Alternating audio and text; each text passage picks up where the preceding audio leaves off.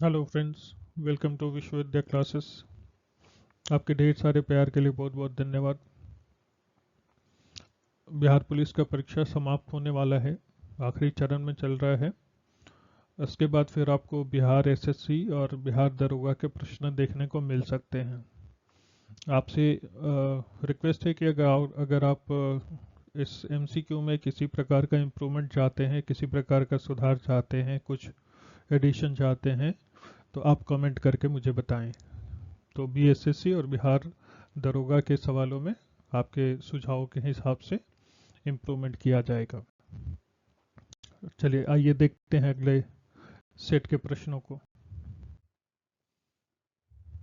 पहला सवाल है, बिहार के विक्रमशिला विश्वविद्यालय की स्थापना किस शासक ने की थी? अशोक, समुद्रगुप्त, धर्मपाल, हर्षवर्धन। सही जवाब है धर्मपाल। विक्रमशिला विश्वविद्यालय की स्थापना पाल वंश के शासक धर्मपाल ने की थी। यह विश्वविद्यालय प्राचीन भारत में बौद्ध शिक्षा के प्रमुख केंद्रों में से एक था। अगला सवाल, सकल घरेलू उत्पाद किसका सूचकांक है? राष्ट्रीय उत्पादन का, राष्ट्रीय बचत का, राष्ट्रीय आय का, राष्ट्रीय निवेश का। सही जवाब है राष्ट्रीय आय का। सकल घरेलू उत्पाद राष्ट्रीय आय का सूचकांक है। यह किसी देश के भीतर एक निश्चित अवधि में उत्पादित वस्तुओं और सेवाओं की मूल्य का माप है। अगला प्रश्न है, नाबार्ड का मुख्य कार्य क्या है? कृषि और ग्रामीण विकास के लिए वित्त पोषण, विदेशी मुद्रा की देखरेख, औद्योगिक विकास को प्रोत्साहन, शेयर बाजार की निगरानी। सही जवाब है कृषि और ग्रामीण विकास के लिए वित्त पोषण। नाबार्ड यानी कि national bank for agriculture and rural development का मुख्य कार्य कृषि और ग्रामीण विकास के लिए वित्त पोषण करना है। यह बैंक कृषि क्षेत्र में ऋण प्रदान करता है और ग्रामीण विकास से संबंधित परियोजनाओं का समर्थन करता है। अगला प्रश्न, भारतीय संविधान सभा के स्थायी अध्यक्ष कौन थे? Doctor Rajendra Prasad, Jawaharlal Nehru, doctor B R. Ambedkar, Sardar Vallabh भाई पटेल। सही जवाब है डॉक्टर राजेंद्र प्रसाद। भारतीय संविधान सभा के स्थायी अध्यक्ष डॉक्टर राजेंद्र प्रसाद थे। उन्होंने भारतीय संविधान के निर्माण में महत्वपूर्ण भूमिका निभाई और बाद में भारत के प्रथम राष्ट्रपति बने। अगला प्रश्न, भारतीय संविधान के किस अनुच्छेद के तहत अनुसूचित जाति और अनुसूचित जनजाति की सुरक्षा की गई है? अनुच्छेद 15, अनुच्छेद 16, अनुच्छेद 17, अनुच्छेद 46। सही जवाब है अनुच्छेद 46।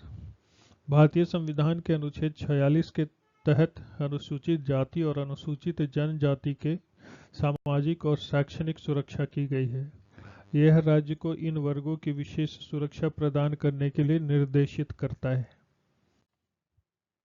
अगला प्रश्न, सरहदी गांधी या सीमांत गांधी उपनाम किस स्वतंत्रता सेनानी को दिया गया था?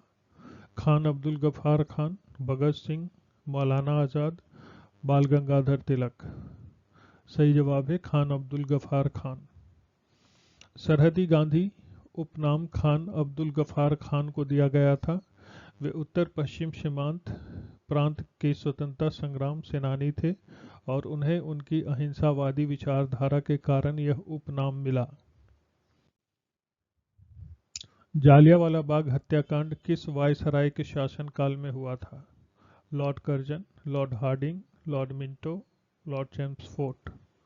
सही जवाब है लॉर्ड चैम्सफोर्ड। जालियांवाला बाग हत्याकांड 1919 में लॉर्ड चैम्सफोर्ड के शासनकाल में हुआ था। यह घटना अमृतसर में हुई थी और इसमें जनरल डायर ने निहत्थे लोगों पर गोली चलाने का आदेश दिया था। अगला प्रश्न, निजामुद्दीन औलिया किस सूफी सिलसिले से संबंधित थे? चिश्ती, कादरी, सुरावर्दी, नक्शबंदी। सही जवाब है चिश्ती। निजामुद्दीन औलिया चिश्ती सिलसिले से संबंधित थे। चिश्ती सिलसिला भारत में सूफीवाद का एक प्रमुख आंदोलन था जो प्रेम, विनम्रता और समर्थन पर जोर देता था। अगला सवाल, रन ऑफ कच्छ कहाँ स्थित है? राजस्थान, गुजरात, महाराष्ट्र, हरियाणा। सही जवाब है गुजरात। रन ऑफ कच्छ गुजरात राज्य में स्थित है। यह एक विशाल नमक की दलदली इलाका है और भारत पाकिस्तान सीमा के निकट स्थित है। अगला सवाल, संघ सूची में शामिल विषयों पर कौन कानून बना सकता है?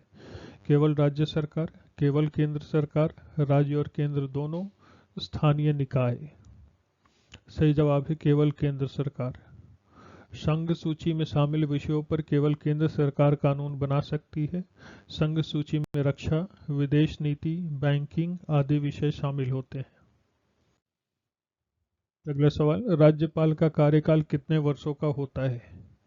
3 वर्ष, 4 वर्ष, 5 वर्ष, 6 वर्ष।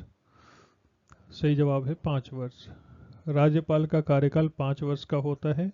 राज्यपाल को भारत के राष्ट्रपति द्वारा नियुक्त किया जाता है और उन्हें विशेष परिस्थितियों में पुनः नियुक्त किया जा सकता है। अगला सवाल है, भारत के राष्ट्रपति का चयन कौन करता है? संसद, लोकसभा, राज्यसभा, निर्वाचक मंडल। सही जवाब है निर्वाचन मंडल। भारत के राष्ट्रपति का चयन निर्वाचन मंडल यानी इलेक्टोरल कॉलेज द्वारा किया जाता है, जिसमें संसद के दोनों सदनों के सदस्य और सभी राज्यों के विधानसभाओं के निर्वाचित सदस्य शामिल होते हैं। अगला सवाल, मिनिमम सपोर्ट प्राइस किसके लिए लागू किया जाता है? कृषि उत्पादों के लिए, औद्योगिक उत्पादों के लिए, निर्यातित वस्तुओं के लिए, आयातित वस्तुओं के लिए। सही जवाब है कृषि उत्पादों के लिए। मिनिमम सपोर्ट प्राइस किसानों द्वारा उत्पादित कृषि उत्पादों के लिए लागू किया जाता है। यह सरकार द्वारा तय की गई वह न्यूनतम कीमत है जिस पर किसानों से उनकी फसलें खरीदी जाती हैं। अगला प्रश्न है, पूना समझौता किस वर्ष हुआ? 1929, 1930, 1932, 1935। सही जवाब है 1932। पुणे समझौता 1932 में हुआ था। यह डॉक्टर बी.आर. अम्बेडकर और महात्मा गांधी के बीच हुआ एक समझौता था जिसमें दलितों के लिए आरक्षण का मुद्दा शामिल था। अगला सवाल, दक्कन पठार का प्रमुख खनिज कौन सा है? लोहा, बॉक्साइट, मैग्नीज, सोना। सही जवाब है लोहा। डेक्कन पठार का प्रमुख खनिज लोहा है। इसके अलावा इस क्षेत्र में बॉक्साइट और मैग्नीज जैसे अन्य खनिज भी पाए जाते हैं। सदाबहार वन भारत में मुख्य रूप से किस क्षेत्र में पाए जाते हैं? हिमालय क्षेत्र, पश्चिमी घाट, राजस्थान, मध्य प्रदेश। सही जवाब है पश्चिमी घाट। सदाबहार वन मुख्य रूप से भारत के पश्चिमी घाट में पाए जाते हैं। इन वनों में वर्ष भर हरियाली रहती है और यहाँ कई प्रकार की वनस्पतियों और जीव जंतु पाए जाते हैं। अगला सवाल, बैंक रेट का उपयोग किसके लिए किया जाता है?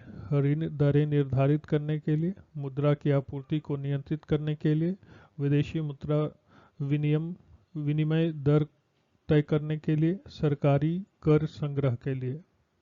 सही जवाब है मुद्रा आपूर्ति को नियंत्रित करने के लिए। बैंक रेट का उपयोग मुद्रा की आपूर्ति को नियंत्रित करने के लिए किया जाता है। यह वह दर है जिस पर केंद्रीय बैंक वाणिज्यिक बैंकों को ऋण प्रदान करता है और इससे बाजार में मुद्रा की मात्रा को नियंत्रित किया जाता है। अगला प्रश्न है,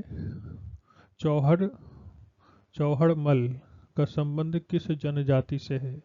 मुंडा, भूमिज, संथाल, कोल। सही जवाब है संथाल। चौहड़मल संथाल जनजाति के नायक थे जिन्होंने अंग्रेजों के खिलाफ विद्रोह किया था। उनकी वीरता के कारण वे संथाल जनजाति में एक प्रतिष्ठित व्यक्ति माने जाते हैं। अगला सवाल, किस भारतीय नेता ने पूर्ण स्वराज की मांग पहली बार उठाई थी? महात्मा गांधी, बाल गंगाधर तिलक, जवाहरलाल नेहरू, सुभाष चंद्र बोस। सही जवाब है जवाहरलाल नेहरू। जवाहरलाल नेहरू ने 1929 में लाहौर अधिवेशन में पूर्ण स्वराज की मांग उठाई थी। इसके बाद 26 जनवरी 1930 को पूर्ण स्वराज दिवस के रूप में मनाया गया, जो बाद में भारतीय गणतंत्र दिवस के रूप में स्थापित हुआ। अगला सवाल, सतपुरा और विंध्य पर्वत मालाएं किसके बीच स्थित है? गंगा और यमुना, नर्मदा और ताप्ती, गोदावरी और कृष्णा, कावेरी और तुंगभद्रा। सही जवाब है नर्मदा और ताप्ती। सतपुरा और विंध्य पर्वतमालाएं नर्मदा और ताप्ती नदियों के बीच स्थित है। यह पर्वतमालाएं मध्य भारत की भू आकृति का एक महत्वपूर्ण हिस्सा है। भारतीय संविधान के किस अनुच्छेद में धर्म की स्वतंत्रता की गारंटी दी गई है? अनुच्छेद 14, अनुच्छेद 19, अनुच्छेद 21, अनुच्छेद 25। सही जवाब है अनुच्छेद 25। भारतीय संविधान के अनुच्छेद 25 में धर्म की स्वतंत्रता की गारंटी दी गई है। इसके तहत सभी व्यक्तियों को अपने धर्म का पालन, प्रचार और प्रसार करने का अधिकार दिया गया है। अगला सवाल, उच्चतम न्यायालय के मुख्य न्यायाधीश की नियुक्ति कौन करता है? प्रधानमंत्री, राष्ट्रपति, लोकसभा, उपराष्ट्रपति। सही जवाब है राष्ट्रपति। उच्चतम न्यायालय के मुख्य न्यायाधीश की नियुक्ति भारत के राष्ट्रपति द्वारा की जाती है। यह नियुक्ति सर्वोच्च न्यायालय के वरिष्ठतम न्यायाधीशों में से की जाती है।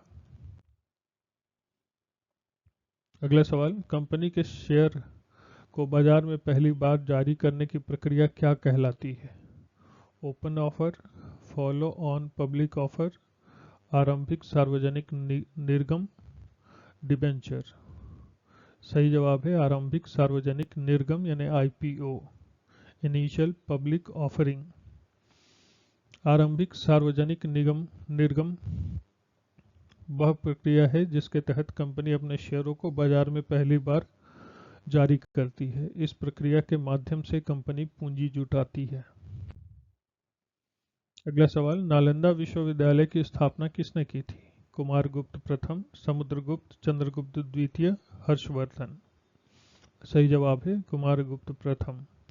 नालंदा विश्वविद्यालय की स्थापना गुप्त सम्राट कुमारगुप्त प्रथम ने 5वीं शताब्दी में की थी। यह प्राचीन भारत का एक प्रमुख शिक्षा केंद्र और जहां बुद्ध धर्म के साथ साथ अन्य विषयों की भी पढ़ाई होती थी। अगला, किस भारतीय समाज सुधारक ने अंधकार से प्रकाश की ओर का नारा दिया? राजा राममोहन राय, स्वामी विवेकानंद, दयानंद सरस्वती, ज्योतिराव फुले। सही जवाब है स्वामी विवेकानंद। स्वामी विवेकानंद ने अंधकार से प्रकाश की ओर का नारा दिया। उनका उद्देश्य समाज में जागरूकता फैलाना और भारत की संस्कृति और धार्मिक विचारों का विश्व में प्रसार करना था। अगला सवाल, अल हिलाल समाचार पत्र किसने शुरू किया था? मौलाना अबुल कलाम आज़ाद, मोहम्मद अली जिन्ना, सैयद अहमद खान, लाला लाजपत राय। सही जवाब है मौलाना अबुल कलाम आज़ाद। अल हिलाल समाचार पत्र मौलाना अबुल कलाम आज़ाद द्वारा 1912 में शुरू किया गया। यह पत्र मुस्लिम समाज में राष्ट्रवादी विचारों का प्रसार करने के उद्देश्य से प्रकाशित किया गया था। अगला प्रश्न, भारत का शुगर बाउल किसे कहा जाता है? उत्तर प्रदेश, महाराष्ट्र, तमिलनाडु, बिहार। सही जवाब है उत्तर प्रदेश। उत्तर प्रदेश को भारत का शुगर बाउल यानी चीनी का कटोरा कहा जाता है क्योंकि यहाँ गन्ने का उत्पादन बहुत अधिक होता है और राज्य में कई चीनी मिलें स्थित हैं। अगला सवाल, संविधान की किस अनुसूची में पंचायती राज का उल्लेख है? 7वीं, 9वीं, 10वीं, 11वीं। सही जवाब है 11वीं। पंचायती राज का उल्लेख भारतीय संविधान की 11वीं अनुसूची में किया गया है। इस अनुसूची में पंचायतों के अधिकारों और जिम्मेदारियों का विवरण किया गया है। अगला सवाल, भारतीय संविधान में संविधान संशोधन से संबंधित प्रावधान किस अनुच्छेद में है? अनुच्छेद 360, अनुच्छेद 368, अनुच्छेद 370, अनुच्छेद 371। सही जवाब है अनुच्छेद 368। भारतीय संविधान के अनुच्छेद 368 में संविधान संशोधन से संबंधित प्रावधान है। इसके तहत संसद को संविधान में संशोधित करने की शक्ति दी गई है। हिंदू विकास दर का संबंध किससे है? भारत की धीमी आर्थिक विकास दर, हिंदू धर्म का आर्थिक सिद्धांत, भारत में शिक्षा की दर, कृषि में वृद्धि का दर। सही जवाब है भारत में धीमी आर्थिक विकास दर। हिंदू विकास दर का संबंध भारत में धीमी आर्थिक विकास दर से है, जिसमें 1950 से 1980 के बीच देखा गया है। यह शब्द आर्थिक विकास की धीमी गति को दर्शाने के लिए प्रयोग किया गया था। क्रय शक्ति समता, परचेजिंग पावर पैरिटी का उपयोग किसके लिए किया जाता है? मुद्रा विनिमय दर को मापने के लिए, दो देशों की आर्थिक स्थितियों की तुलना करने के लिए, मुद्रास्फीति को नियंत्रित करने के लिए, बैंक दर निर्धारित करने के लिए।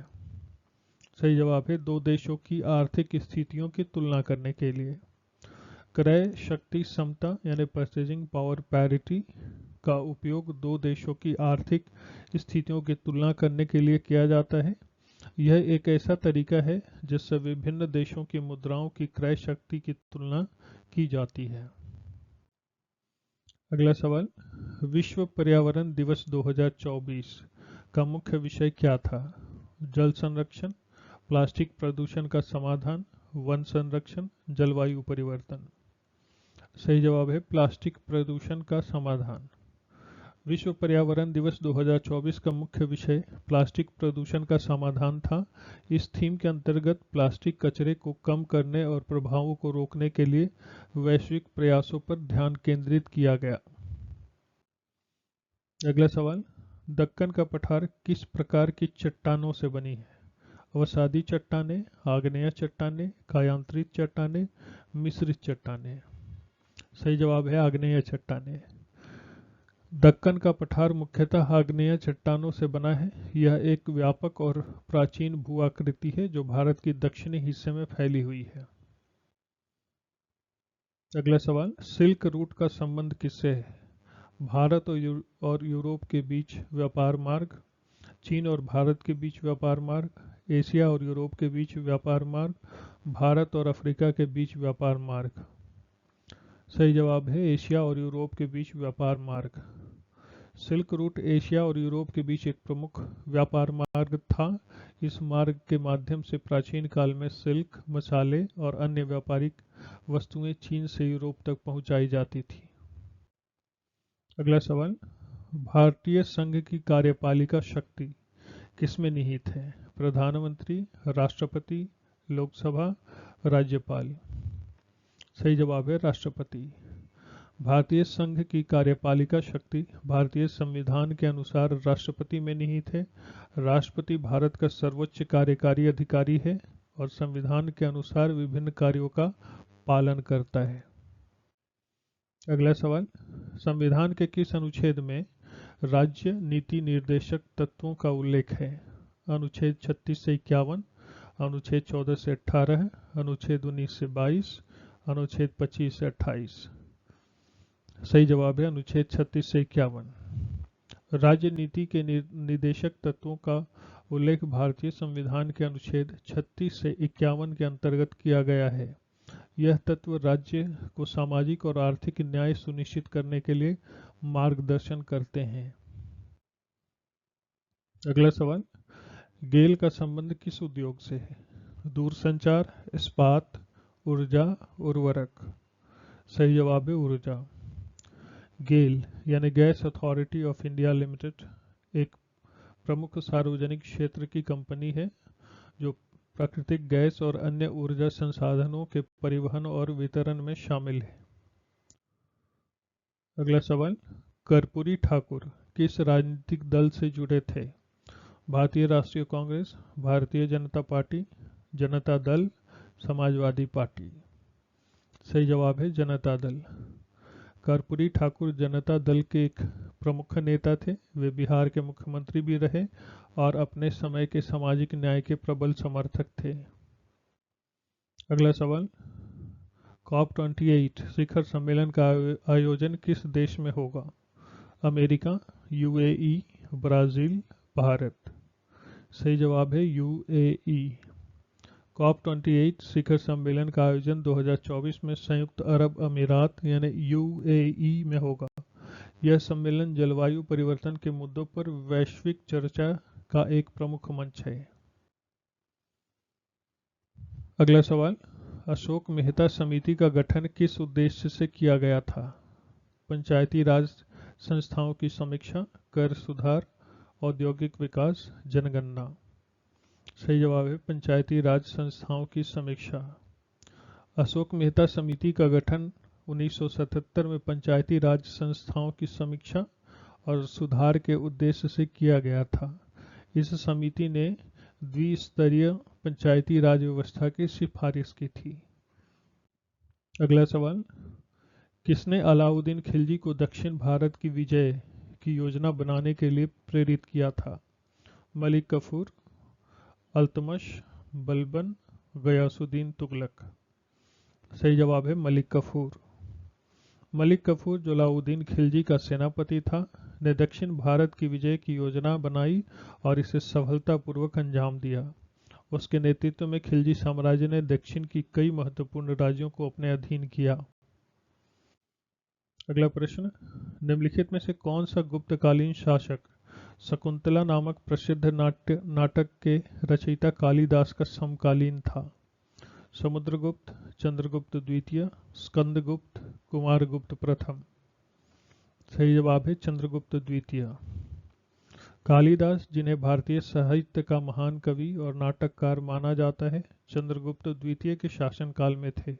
उनका प्रसिद्ध नाटक अभिज्ञान शाकुंतलम गुप्त काल की सांस्कृतिक समृद्धि को दर्शाता है। अगला सवाल, मन्नार की खाड़ी किसके बीच स्थित है? भारत और श्रीलंका, भारत और पाकिस्तान, भारत और म्यांमार, भारत और बांग्लादेश। सही जवाब है भारत और श्रीलंका। मन्नार की खाड़ी भारत और श्रीलंका के बीच स्थित है। यह खाड़ी भारतीय महासागर का हिस्सा है और यह अपने जैव विविधता के लिए प्रसिद्ध है। अगला प्रश्न, बिहार के किस स्थान को बिहार का शिमला कहा जाता है? गया, राजगीर, पटना, मुंगेर। सही जवाब है राजगीर। राजगीर को बिहार का शिमला कहा जाता है। यह स्थान अपनी प्राकृतिक सुंदरता और गर्म जल के झरनों और ऐतिहासिक महत्व के कारण पर्यटकों के बीच लोकप्रिय है। अगला सवाल, 2024 में आयोजित होने वाले ब्रिक्स शिखर सम्मेलन किस देश में आयोजित किया जाएगा? रूस, चीन, भारत, ब्राजील। सही जवाब है ब्राजील। 2024 में ब्रिक्स शिखर सम्मेलन ब्राजील में आयोजित किया जाएगा। ब्रिक्स देशों का यह समूह वैश्विक आर्थिक और राजनीतिक मुद्दों पर चर्चा करता है। अगला प्रश्न, गगनयान मिशन का उद्देश्य क्या है? मंगल ग्रह पर मानव मिशन, चंद्रमा पर मानव मिशन, अंतरिक्ष में भारत का पहला मानव युक्त मिशन, अंतरिक्ष में सौर ऊर्जा के उपयोग का परीक्षण। सही जवाब है अंतरिक्ष में भारत का पहला मानव युक्त मिशन। गगनयान मिशन भारत का पहला मानव युक्त अंतरिक्ष मिशन है। इसका उद्देश्य 2024 में भारतीय अंतरिक्ष यात्रियों को पृथ्वी की कक्षा में भेजना है। अगला प्रश्न, सार्वजनिक वितरण प्रणाली यानी पीडीएस पब्लिक डिस्ट्रीब्यूशन सिस्टम का मुख्य उद्देश्य क्या है? निर्यात बढ़ाना, कृषि उत्पादों का विपणन, गरीबों को सस्ते दर पर खाद्यान्न उपलब्ध कराना, खाद्य सुरक्षा को सुनिश्चित करना। सही जवाब है गरीबों को सस्ते दर पर खाद्यान्न उपलब्ध कराना। सार्वजनिक वितरण प्रणाली का मुख्य उद्देश्य गरीबों को सस्ते दर पर खाद्यान्न उपलब्ध कराना है। इसके तहत रियायती दरों पर चावल, गेहूं और अन्य आवश्यक वस्तुएं उपलब्ध कराई जाती हैं। अगला सवाल, लोकपाल और लोकायुक्त अधिनियम किस वर्ष में पारित किया गया? 2011, 2013, 2014, 2016। सही जवाब है 2013। लोकपाल और लोकायुक्त अधिनियम 2013 में पारित किया गया था। इसका उद्देश्य भ्रष्टाचार को रोकने के लिए एक स्वतंत्र लोकपाल की स्थापना करना है जो उच्च सरकारी अधिकारियों के खिलाफ जांच कर सके। अगला सवाल, अरावली पर्वतमाला किस प्रकार की भूआकृति है? ब्लॉक पर्वत, वलित पर्वत, ज्वालामुखी पर्वत, अवसादी पर्वत। सही जवाब है ब्लॉक पर्वत। अरावली पर्वतमाला भारत की एक ब्लॉक पर्वतमाला है जो प्राचीनतम पर्वतमालाओं में से एक है। यह राजस्थान से हरियाणा तक फैला हुआ है और इसका निर्माण भूवैज्ञानिक रूप से काफी पहले हुआ था। अगला सवाल, सिंधु घाटी सभ्यता के किस स्थल से एक विशाल स्नानागार का पता चला है? मोहनजोदड़ो, हड़प्पा, कालीबंगन, धौलावीरा। सही जवाब है मोहनजोदड़ो। मोहनजोदड़ो से एक विशाल स्नानागार का पता चला है जो सिंधु घाटी सभ्यता की उन्नत जल प्रबंधन प्रणाली का प्रतीक है। इसे सभ्यता के धार्मिक और सामाजिक अनुष्ठानों के लिए प्रयोग किया जाता है। Thank you.